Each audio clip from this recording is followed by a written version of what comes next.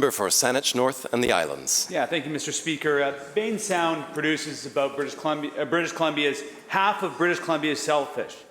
It's an important economic, food, social, and ceremonial site for Comox First Nation and has federal designation as an ecologically and biologically sensitive area.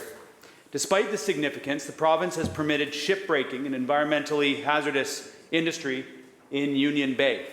In October 2021, the province issued a foreshore lease to Deepwater Recovery that allows them to drag ships over the beach and onto dry land.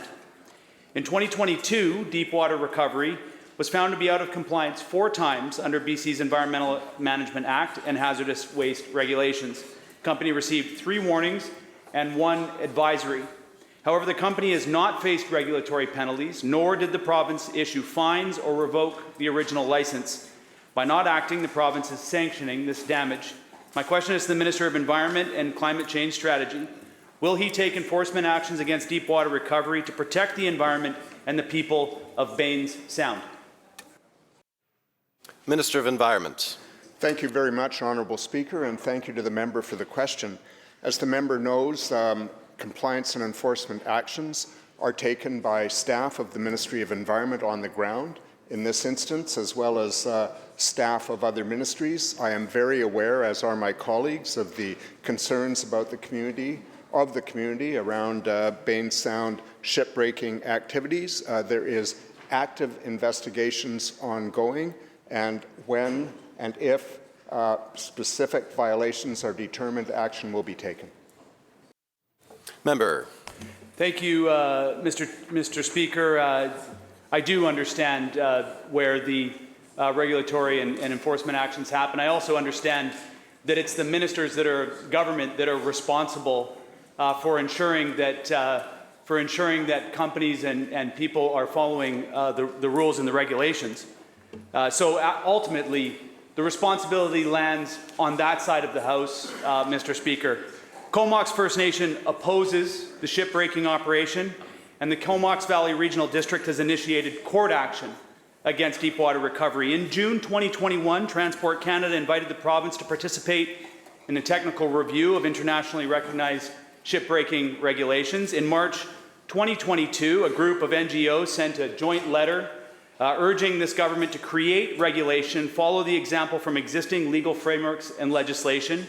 In April 2022, the Association of Vancouver Island and Coastal Communities unanimously approved a motion calling on this government to adopt shipbreaking regulations in BC, and despite these requests, the ministry has not taken any meaningful action to regulate this hazardous industry.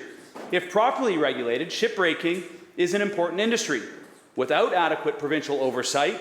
However, this industry poses serious risk to workers, communities, and our marine environments. Through you, Honourable Speaker, to the Minister of Environment and Climate Change Strategy, will the Minister regulate this activity that is actively imperiling the health and the rights of First Nations? Minister of the Environment. Thank you very much, Mr. Speaker, and thank you again to the member for the question. I and my colleagues realize this is a critically important issue to people who live in the area. They have been communicating with us directly and often. We have been meeting regularly with staff in my ministry and staff in other ministries. This is a interjurisdictional issue, as the member knows. It involves my ministry, the Ministry of Forests. It also involves the federal government. We're working with other regulatory agencies, including Fisheries and Oceans Canada, Environment and Climate Change Canada, as well as WorkSafe BC with respect to the potential for asbestos exposures, and we are working to determine that the environment and human health are protected. But the member also knows that there are procedures in place.